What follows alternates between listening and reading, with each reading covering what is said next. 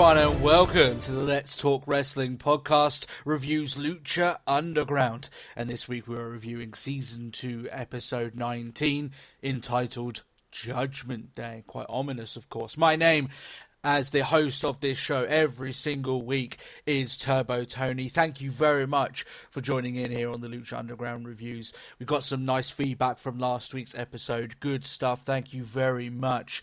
And of course, if you guys would like to get in contact with us, the main way of doing so is via our Facebook page, facebook.com/Let's Talk Wrestling Podcast. You can also tweet us at TalkWrestlePod, and you can send us any audio questions or private emails at letstalkwrestlingpodcast@gmail.com. So with all that other stuff out of the way, we're going to be talking about this week's episode of Lucha Underground. Headlined, of course, by that big Cage versus Matanza match for the Lucha Underground Championship that was advertised last week. So we start off this week, Son of Havoc versus Dagger. Now, I've said it before, but I'll say it again. Dagger is one of those guys that I feel like I'm going to want to try and keep tabs on his career, because he's young. He made a great first impression when he first came onto Lucha Underground. All I hear from some of my more, AAA watching fans is that he's pretty decent over there. And since I've seen him come on Lucha Underground, he's been one of those guys that he's just done the business every single time that we've seen him. I'm impressed with Dagger. I see a lot of potential with this guy to become something very, very good as the time goes on. He's one of those guys that I think that WWE should probably have a sneaky eye on and see where his career goes. Because if you want to appeal to a certain demographic, or with a very good wrestler, good-looking guy as Dagger is, he's one of those guys that it ticks a lot of boxes already going in. So midway throughout this match, which is a good match, Dagger's taking control, of course. Cobra Moon, of all people, wants a ringside view of her newfound hero's work. She likes the look of Dagger. She's like me, except I don't want to fuck him. So that's a little bit different there, okay? Havoc starts to take control. Cobra holds up Havoc on the turnbuckle, but it doesn't really change much here. Havoc wins with a shooting star press, which had a pretty neat camera angle as they're literally looking up at him as he does it. It was quite nice. Again, like I said, a good match, not great, but a good match, a good start to the show.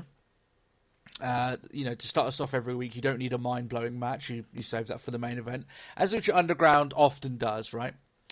After the match, Cobra comes onto a guy just a little bit too heavy. I have to admit, it came across as a little bit rapey. Right, she damn near molested him. Right, she's grabbing hold of Dagger's leg, refusing to let go. I mean, Dagger's like absolutely just throwing her ass back into the ring, which she's still gripping on. Something about Dagger really gives her the wide on. So, yeah, don't quite know other way for me to explain that, but that seems to be the way that Cobra Moon does it. So there we are. He runs away, doing his best not to continue to be molested by Cobra Moon, but he's got a number one fan, and maybe he's holding out to see what's under the mask before he fully commits. Because you don't exactly know how much of a looker Cobra Moon could be, but still, that's the case. Mysterio is getting ready backstage. He's warming up for the Trios Championships rematch, which happened this week. Dragon Azteca tells him, "Look, I found the cell where Matanza is being held.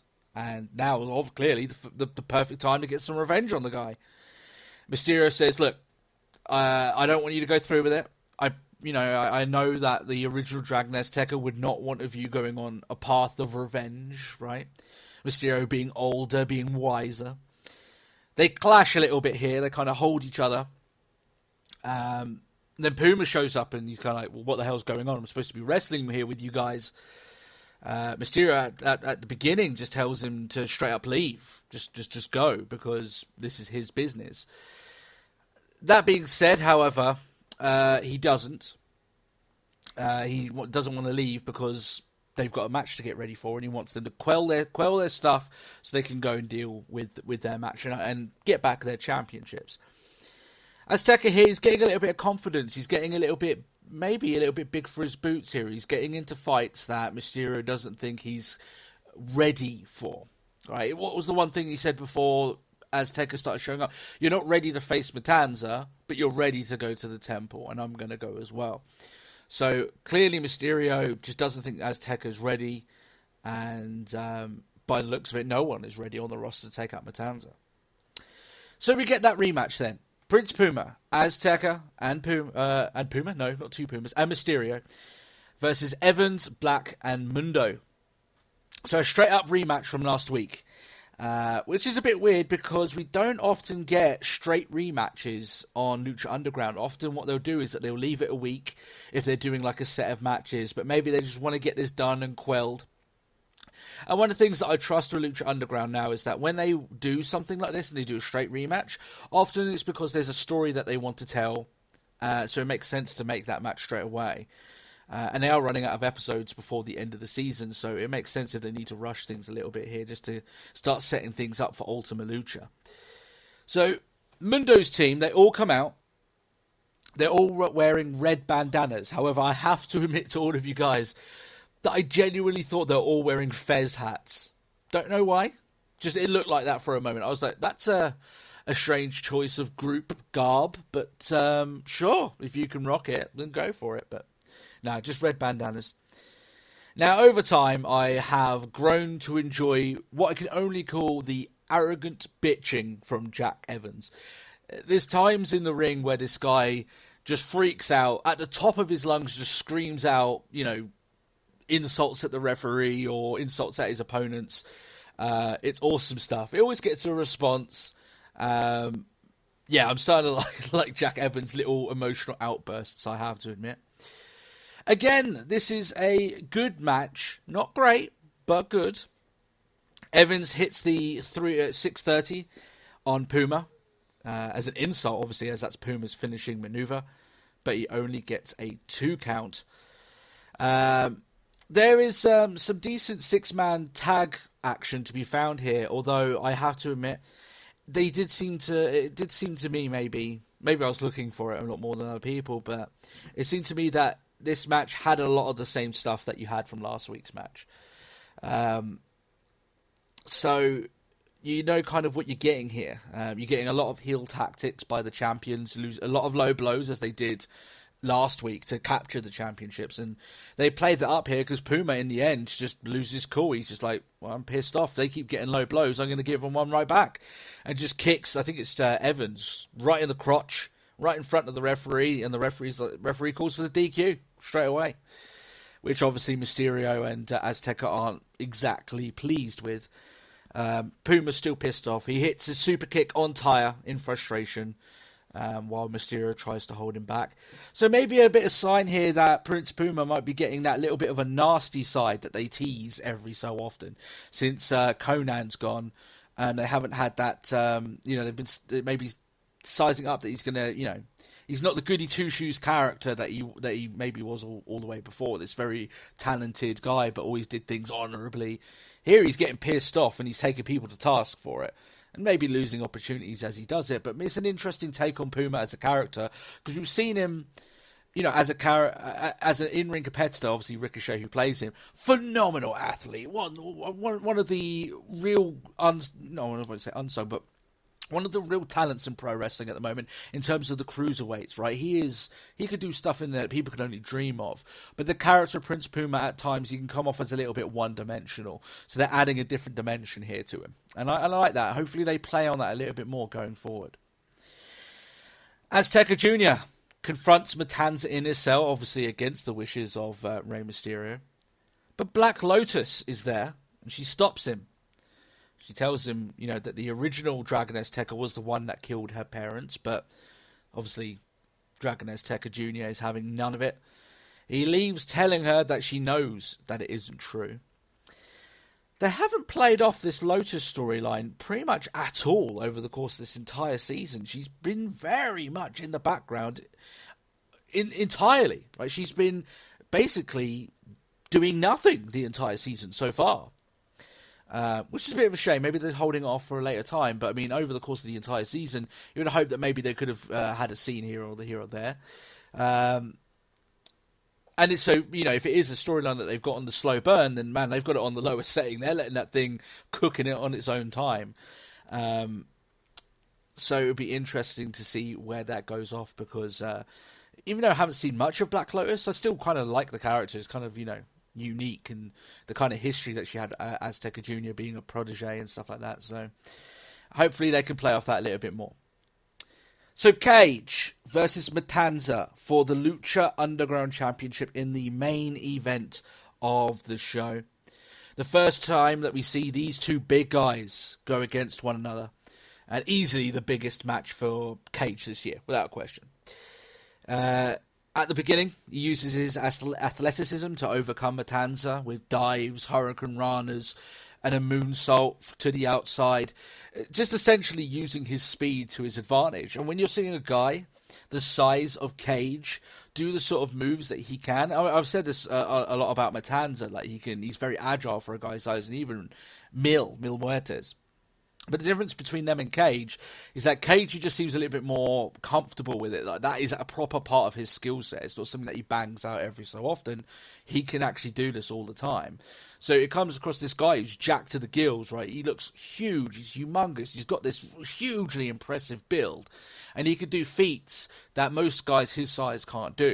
And it's one of those things that in wrestling recently, it's not even just so much in Lucha Underground, but in some other promotions, you're seeing these close to 300-pound guys pull off stuff that you wouldn't ever see a 300-pound guy do 10 years ago. It's like they've been forced to evolve to keep up with the new faster pace. So some of these guys are taking that on, and they're like, okay, I know I'm a bigger build guy, but I need to adapt. I need to learn these faster moves and these more flashy moves.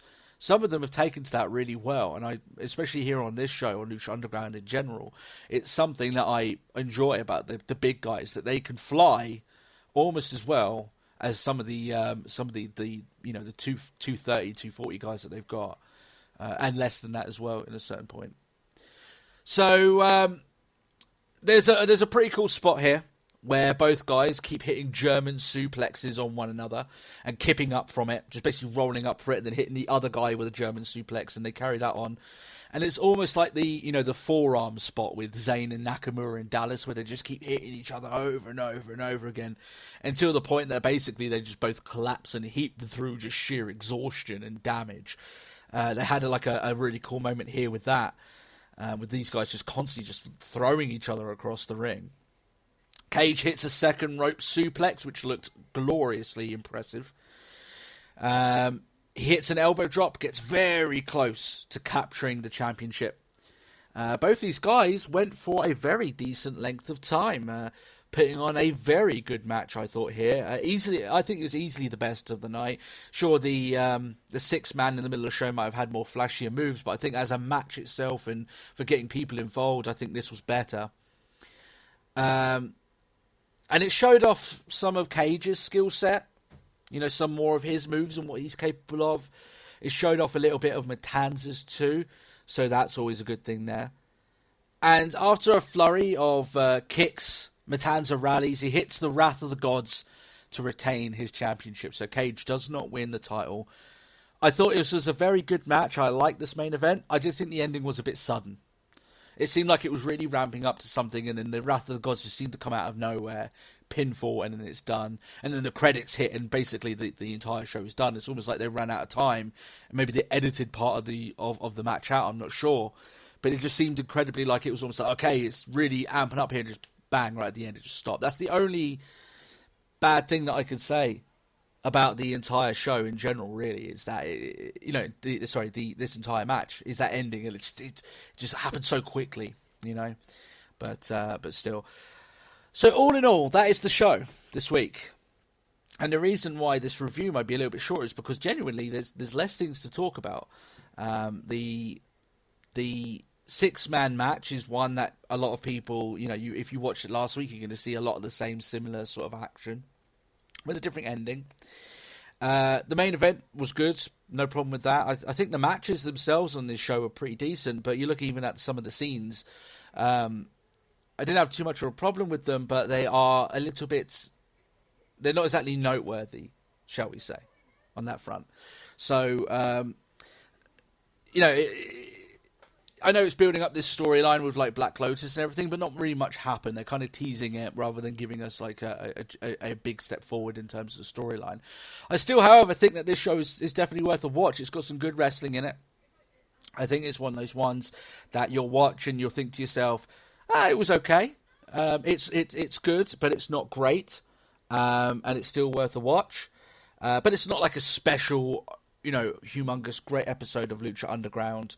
It is really what it is, and I think that's still fine. I still enjoyed my time with Lucha Underground this week. So on my rating, I give it worth a watch on my rating. Apart from that, I'll give you your links again to our social media outlets, and then you can get about your day. Of course, you can interact with us. The main way of doing so is our Facebook page, facebook.com/Let's Talk Wrestling Podcast. You can also send us a tweet to our Twitter handle @TalkWrestlePod. And you need to, another way you can send us any audio questions or any private emails to our email account, which is the Let's Talk Wrestling Podcast @gmail.com. Apart from that, hope you guys have a great week. Hope you enjoyed this week's episode of Lucha Underground. Myself and my co-host Matt, we're still scrambling around to figure out what to do with the brand split on WWE. But apart from that, that's all on our side. We'll get it figured out, as you know. We'll get there in the end. Hope you guys have a great week. We'll catch you over the weekend. Thanks a lot for listening. And if you can leave your appreciation in the likes on the video as well, very much appreciate that. And also, if you're new, you can subscribe and all that great stuff. Thank you very much, guys. Take it easy, and bye-bye.